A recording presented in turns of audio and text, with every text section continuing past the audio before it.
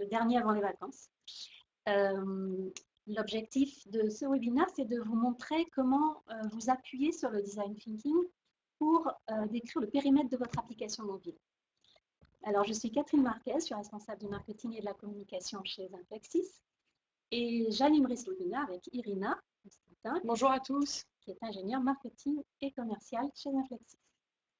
Avant de commencer, je vais vous demander de nous dire dans la fenêtre de chat si vous nous entendez bien, si vous n'avez pas de soucis particuliers.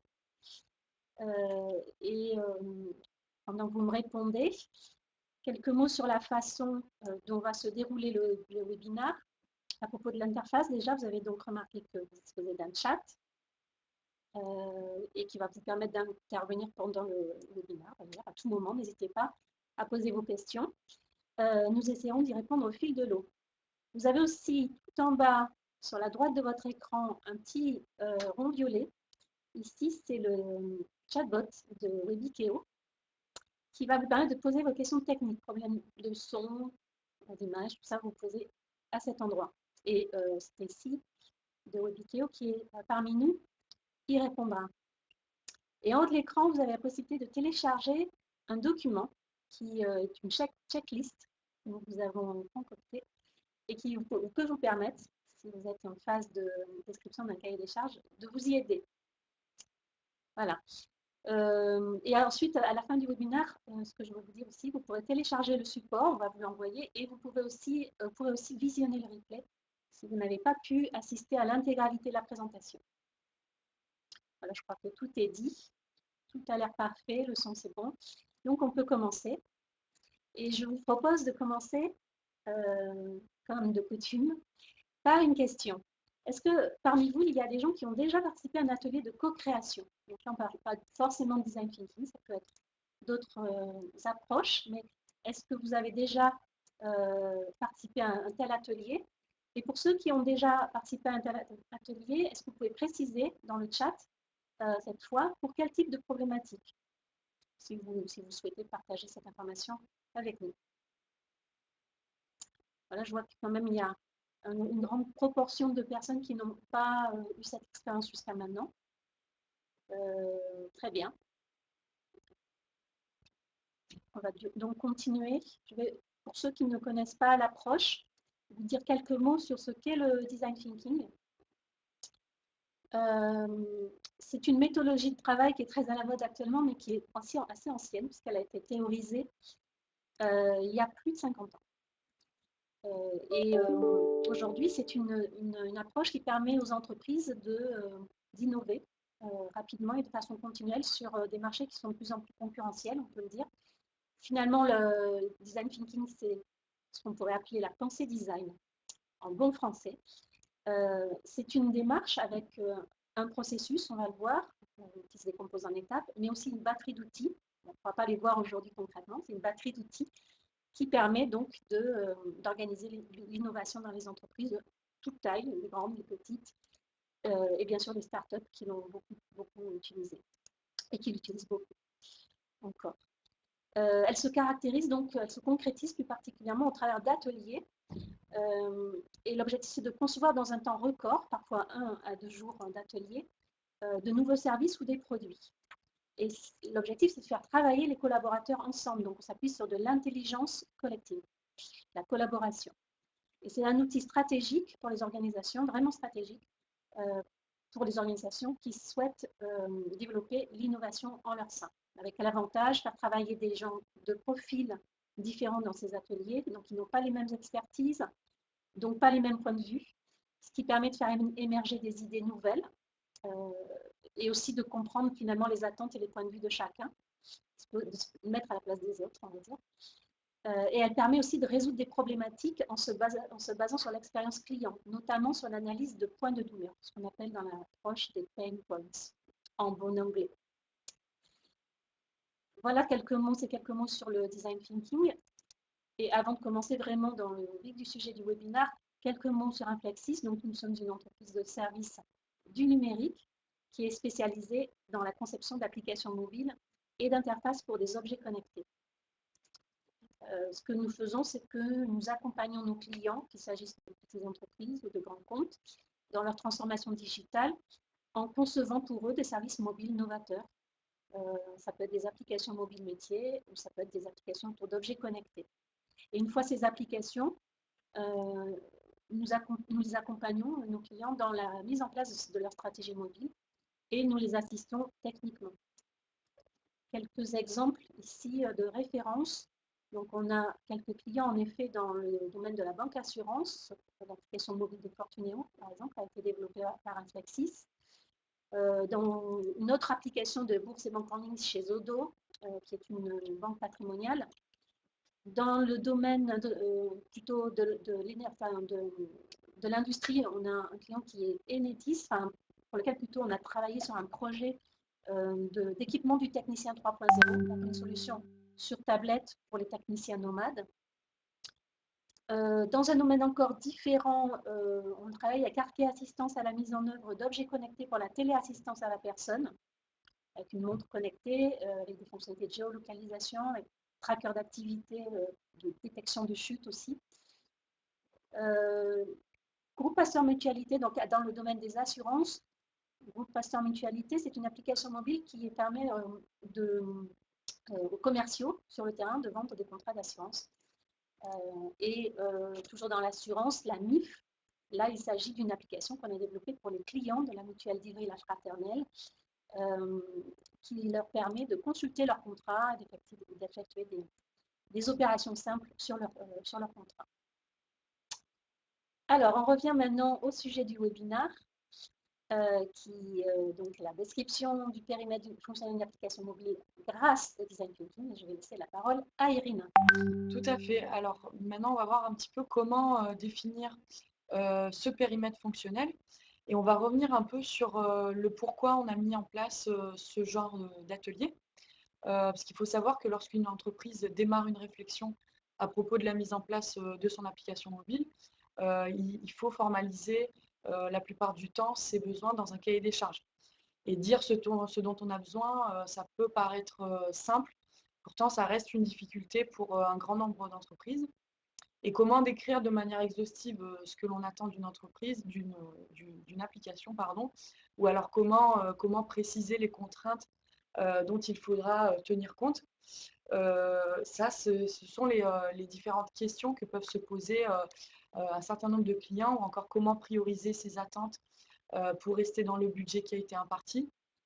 Et donc, pour garantir une bonne prise en compte de tous les aspects du projet, il peut être nécessaire de mettre en place un atelier de cadrage fonctionnel. Donc, c'est pour ça qu'on a mis en place ce genre d'atelier. Alors, en règle générale, on ne part pas de zéro avec les clients que l'on a avec nous. Les entreprises ont déjà une liste de courses en tête.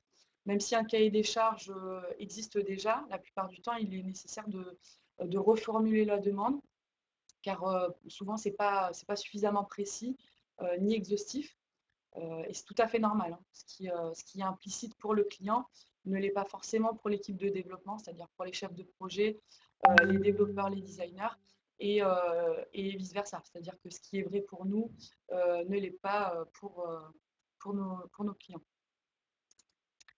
Alors, l'atelier de cadrage fonctionnel, comme Inflexis l'a envisagé, s'inspire de deux méthodes de co-création. Donc, d'une part, le design thinking, comme Catherine le disait tout à l'heure, et la méthode ASIT, que nous avons adaptée à la problématique de nos clients et à la conception d'applications mobiles.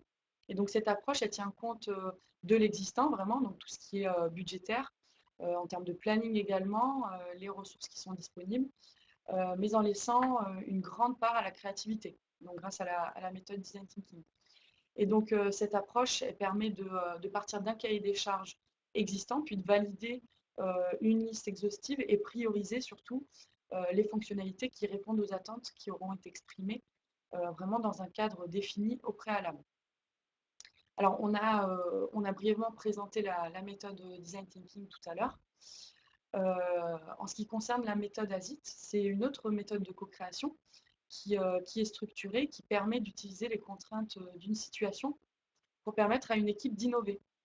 Et elle est complémentaire de l'approche design thinking pour nous et dans notre approche du développement d'applications mobiles, puisqu'elle s'apparente beaucoup à une méthode de brainstorming. Ça, c'est pour la part design thinking. Et elle permet à un moment du processus, et on verra comment, de resserrer vraiment les possibilités sur ce qui est réalisable dans le cadre du projet ou non. Alors comment est présentée l'approche euh, que l'on met en place avec cet atelier de cadrage? On peut voir les cinq étapes sur ce slide. Alors tout d'abord l'immersion. On a une première phase d'idéation, ensuite on a la phase de décision.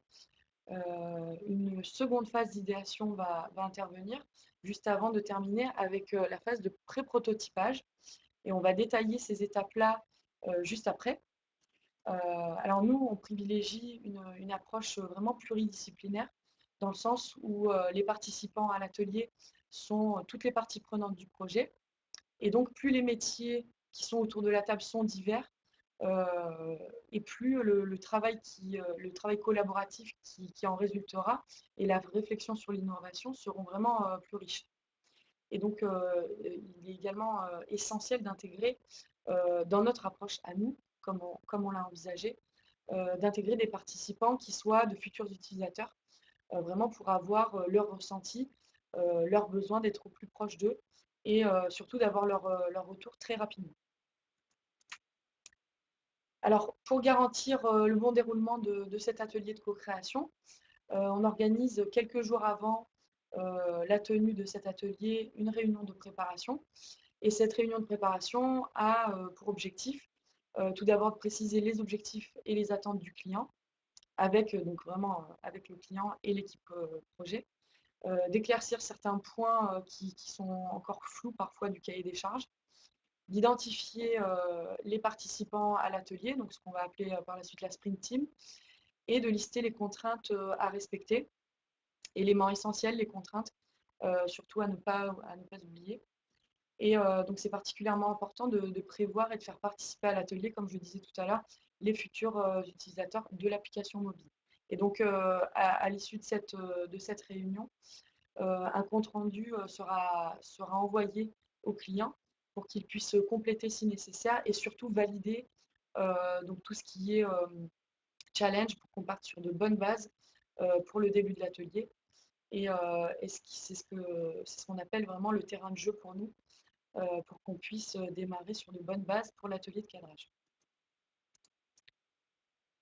Alors, pour revenir un petit peu sur l'état d'esprit d'un atelier de design thinking, pour ceux qui n'ont jamais participé à ce genre d'atelier, c'est tout d'abord un moment de co-création et vraiment collaborative. Alors, certains principes sont de mise, comme par exemple le fait que ce soit sérieux, mais que ça reste quand même un moment ludique pour favoriser justement la créativité. La bienveillance, vraiment, c'est un élément qu'on a à cœur de garder, puisqu'il y a beaucoup de propositions, vous le verrez dans les différentes étapes qu'on va détailler, il y a beaucoup de propositions qui sont faites en très peu de temps. Certaines sont spontanées, et c'est vraiment la raison pour laquelle on veut garder, le fait que tout le monde s'écoute les uns les autres, et surtout qu'il n'y ait aucun jugement. Et donc le travail qui est réalisé il est réalisé sous forme de petits groupes, et les décisions sont toujours prises de manière collective et par l'ensemble des participants de l'atelier. Alors ces principes ayant été rappelés, quelle est la première phase justement de cet atelier, Catherine? Alors justement, on va parler de la première étape qui est l'immersion. Ça démarre donc par cette étape. Et comme son nom l'indique, il s'agit de s'immerger dans le projet. Surtout finalement de mettre tous les participants de la sprint team au même niveau d'information sur le projet. Donc on refait en fait un panorama du projet. Pour commencer, on affiche au mur les fonctionnalités qui ont déjà été identifiées, c'est-à-dire le cahier des charges préalable, de manière à ce qu'on les garde en tête et qu'on y ajoute éventuellement, ou qu'on supprime, on verra par la suite, les fonctionnalités nécessaires. Ensuite, on affiche les principales contraintes du projet, qu'elles soient budgétaires, qu'elles soient de planning, de ressources, quelles qu'elles soient, on les affiche, on en discute et éventuellement on rajoute les contraintes qui ne seraient pas apparues précédemment. C'est très important parce qu'en fait, ça va permettre d'orienter la phase de décision plus tard au cours de l'atelier. Il faut vraiment que ça soit, qu'on ait pensé à toutes les contraintes du projet. Et dans cette étape, on va proposer des activités qui vont permettre de préciser le profil des cibles de l'application et ses attentes. Donc, c'est ces activités qui se font, comme disait Irina à l'instant, en petits groupes. Elles sont, entre guillemets, time-boxées, comme on dit, c'est-à-dire chronométrées, de manière à ce que les idées fusent et qu'on ne s'attarde pas trop sur ces points-là. On est toujours, on dit qu'on crée sous contrainte, mais on est toujours plus créatif quand il y a une contrainte, notamment de temps. Alors, sur les cibles, je voudrais revenir. On essaie de détailler cette cible ou ces cibles le plus précisément possible. Qui elles sont, quelles sont leurs envies, quelles sont leurs craintes, etc. On essaie de détailler le profil le plus possible. C'est une étape qui se déroule en sous-groupe au travers d'exercices qui sont chronométrés. Et en fin d'activité, on va réunir les sous-groupes qui vont présenter leurs travaux aux autres participants.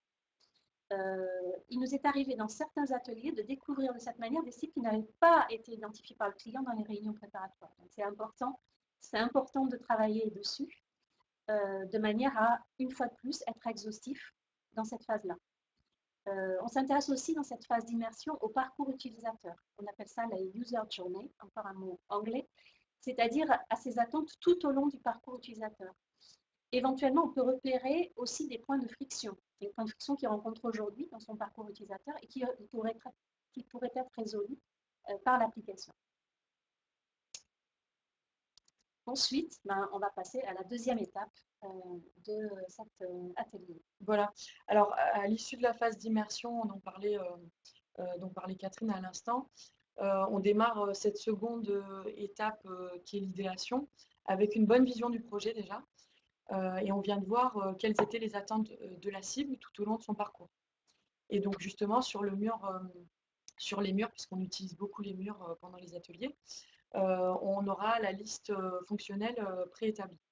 Et donc la phase d'idéation, qui est cette seconde phase, a pour but vraiment de faire émerger des idées de toutes parts. Donc l'objectif, c'est vraiment de faire fuser le maximum d'idées.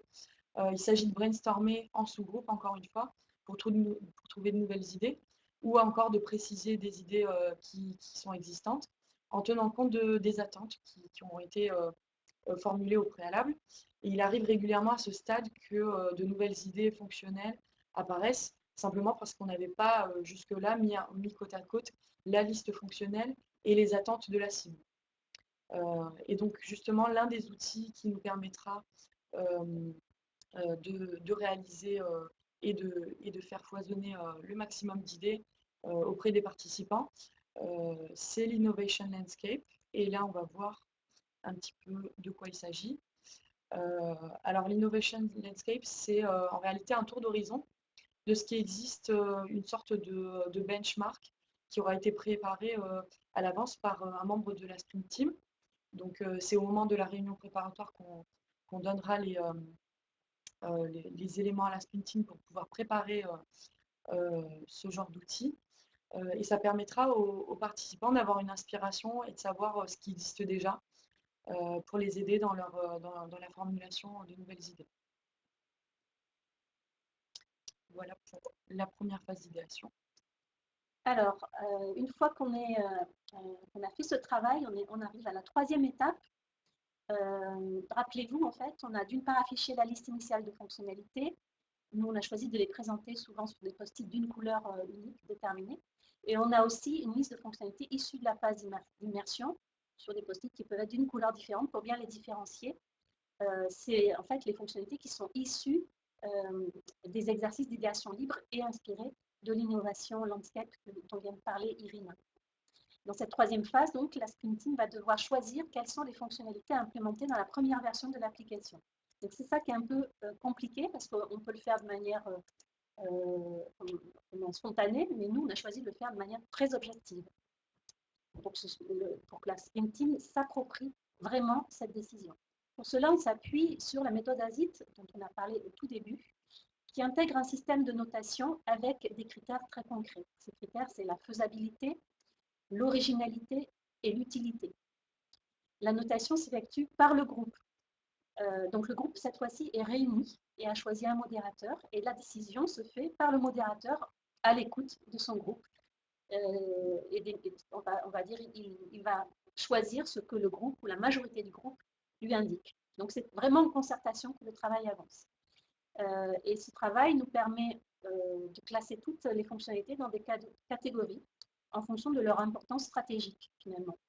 Donc les must-have, c'est-à-dire les fonctionnalités incontournables pour une V1, les nice-to-have, c'est-à-dire les fonctionnalités qui doivent apparaître dans le backlog, ce qu'on appelle le backlog, la liste des fonctionnalités d'une V2 ou des versions suivantes, et les fonctionnalités écartées parce qu'elles sont ni utiles, ni innovantes, ni faisables. Alors ça donne quoi? Concrétiser ce que je viens de dire. Vous pouvez voir ici, sur le slide suivant, un exemple du backlog sur lequel va travailler la Sprint Team dans cette étape de décision. Donc à chaque fonctionnalité, les participants négocient entre eux la note qu'ils vont affecter à chaque fonctionnalité sur ces 3 critères. C'est une étape qui est un peu longue, il faut le reconnaître, un peu moins ludique que les précédentes, mais elle est extrêmement importante. Notamment, je voudrais revenir sur la notion de faisabilité. Ça doit se comprendre faisable en prenant en compte les contraintes qui ont été indiquées dans le terrain de jeu. C'est uniquement ça qu'il faut entendre. Et c'est pour ça que c'est très très important qu'au tout début de l'atelier, on ait bien fait un récapitulatif des contraintes du projet. Et rappelez-vous que ces contraintes sont affichées au mur, donc on les a bien en tête pendant tout l'atelier pour ne pas les oublier. Alors ça donne quoi à la fin de cette étape? Voilà à quoi ça ressemble un peu. Donc on a un tableau avec des post-it de couleurs très différentes, bon, c'est joli. Avec toutes les fonctionnalités, chaque post-it est déplacé dans la colonne qui le concerne pour que le groupe s'approprie bien les décisions qu'il a prises. Donc on peut peut-être à ce moment-là se dire, ah non, on a écarté cette fonctionnalité, mais pourquoi est-ce qu'on a bien donné les bonnes notes, faisables, utiles, etc. Et on passe à l'étape suivante, Irina. Alors maintenant, une fois que la Sprint Team a décidé justement en concertation quelle fonctionnalité conserver, à quelle priorité donner aussi à chacune d'entre elles, elle choisit une fonctionnalité majeure à détailler. Et dans cette étape, donc cette nouvelle idéation, on va itérer sur une nouvelle idéation qui va consister à décrire en détail une fonctionnalité majeure. Et l'idée vraiment, c'est de détailler chaque étape par lesquelles va passer l'utilisateur lorsqu'il a la solution en main. Alors on va constituer à ce moment-là ce qu'on appelle des storyboards sous forme d'enchaînement d'étapes plutôt simples dans un premier temps. Et on aura donc tous les parcours possibles en fonction du besoin de l'utilisateur. Et à la fin de cette étape, qui s'est aussi déroulée en sous-groupe, le groupe dans son ensemble va décider en concertation de ce qui convient le mieux. Voilà pour cette seconde itération. Oui, alors avant de faire la dernière étape, je voulais juste préciser que vous faire remarquer qu'en fait, à toutes les étapes, même s'il y a eu un travail en sous-groupe, l'étape se termine toujours par une décision du groupe entier. Donc les sous-groupes présentent leurs travaux au groupe et le groupe décide ce qui lui paraît le plus, convenir le mieux au projet dans son ensemble. Donc c'est vraiment ça l'importance, l'intérêt aussi de cette approche, de la décision collégiale. Dernière étape, c'est ce qu'on appelait nous le pré-prototypage, un peu difficile à dire. C'est à ce moment-là que les participants de l'atelier vont mettre la main à la pâte. Ils vont produire des maquettes de la principale fonctionnalité choisie auparavant. Donc à nouveau, ils sont séparés en sous-groupes pour que des idées différentes puissent émerger. Et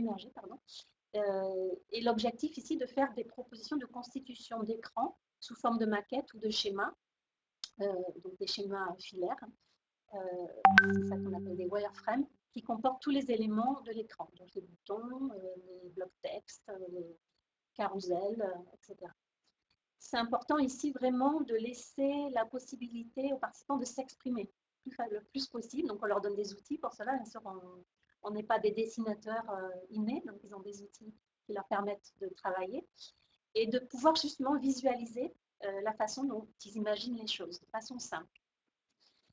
Lorsque le temps de l'activité est écoulé, le groupe se reforme pour présenter, chacun présente ses propositions. Et le groupe, dans son ensemble, a décidé en concertation ce qui lui semble être la meilleure proposition. Donc, on va pouvoir peut-être et parfois mélanger certaines propositions entre elles. Et ce wireframe va servir de base après l'atelier, on va en parler, au travail de nos designers. Alors justement, à l'issue de l'atelier, donc une fois que cette session a été faite avec le client, on organise une session de restitution qui a lieu pour présenter justement les livrables au client. Et donc au cours de cette session, nous allons présenter ce qu'on appelle l'Agile Book, avec les résultats de l'atelier, le travail qui aura été fait pendant la séance. Et nous allons proposer également le travail graphique qui a été fait de notre côté sur la base des wireframes qui ont été travaillés pendant l'atelier, sur lesquels nos designers auront fait des recommandations et des propositions graphiques.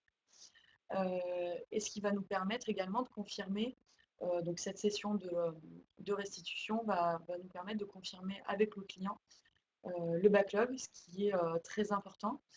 Alors c'est la liste de fonctionnalités, on va voir un peu plus précisément ce qu'est un backlog. Alors ici on a un exemple de backlog, et donc on peut voir en comparaison avec celui qu'on vous avait montré au tout début du webinaire, comment ce backlog a évolué avant et après la session d'atelier pour le cadrage fonctionnel. On voit ici que maintenant on a une liste de fonctionnalités avec des éléments concrets qui vont permettre de prioriser leur développement, également leur complexité, donc savoir combien de ressources il est nécessaire de mettre sur ce genre de fonctionnalités. Et on peut voir à quel point le backlog a évolué justement grâce à ces éléments concrets qu'on aura établis pendant l'atelier de cadrage, ce qui nous permettra de mettre des priorités. Voilà. Un bilan finalement de ce qu'on peut dire en synthèse de cette démarche. Donc l'atelier de co-création qui s'appuie sur les deux approches design thinking et ASIT dont on vous parlait, il va permettre de co-construire une application sur 1 à 2 journées avec les utilisateurs. C'est le travail de la Sprint Team qui va permettre de calibrer une V1 en concertation avec tous les membres de l'équipe. Et la méthodologie en 5 étapes et les activités qui sont proposées facilitent la prise de décision et la communication entre des personnes qui peuvent avoir des points de vue différents, mais qui au final vont s'approprier le projet tel qu'il sera défini. Et enfin, la Sprint Team dispose également d'une vision à moyen terme et long terme peut-être sur le projet, puisqu'on aura identifié des évolutions possibles pour l'application dans ces prochaines versions. Alors, ce qu'on peut dire globalement, le fait d'intégrer cette méthode permet de clarifier le cahier des charges et de le compléter, donc le cahier des charges existant.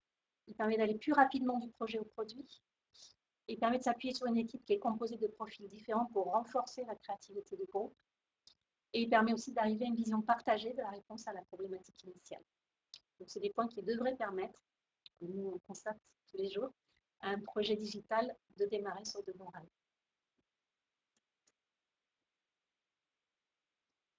Voilà, je crois qu'on a fait le tour, Irina, de ce webinaire.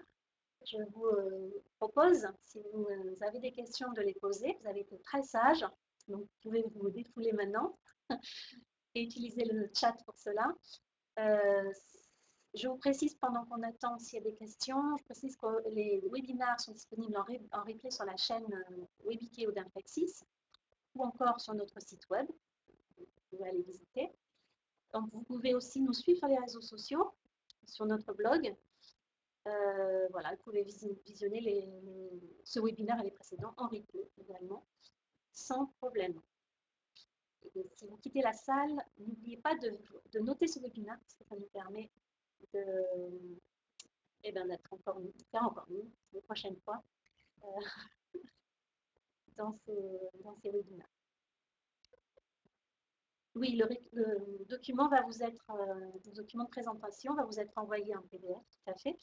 Vous pouvez aussi encore, tant que la salle est ouverte, télécharger le document qui est lié au bouton que vous avez tout en haut de votre écran, qui est la checklist qui peut vous permettre à établir justement votre cahier des charges si vous êtes en phase de réflexion. Alors pour les personnes qui ne sont pas familières avec ce genre d'approche-là, j'imagine que ça fait un bon nombre d'informations nouvelles. Alors on va vous laisser le temps de digérer et si vous avez des questions sur l'approche, la méthodologie, etc., n'hésitez pas à revenir vers nous, c'est pour ça qu'on vous a mis nos coordonnées. Donc n'hésitez pas par mail ou par téléphone à revenir avec vos questions.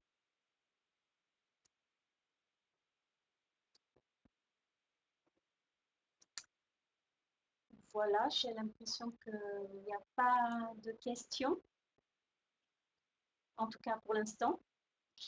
Donc, je pense qu'il y en a qu'on peut peut-être libérer nos amis. Oui. Merci à vous en tout cas d'avoir participé à ce webinaire. Oui, et n'hésitez pas, comme le disait Elina, à revenir vers nous pour toute question et tout complément d'information.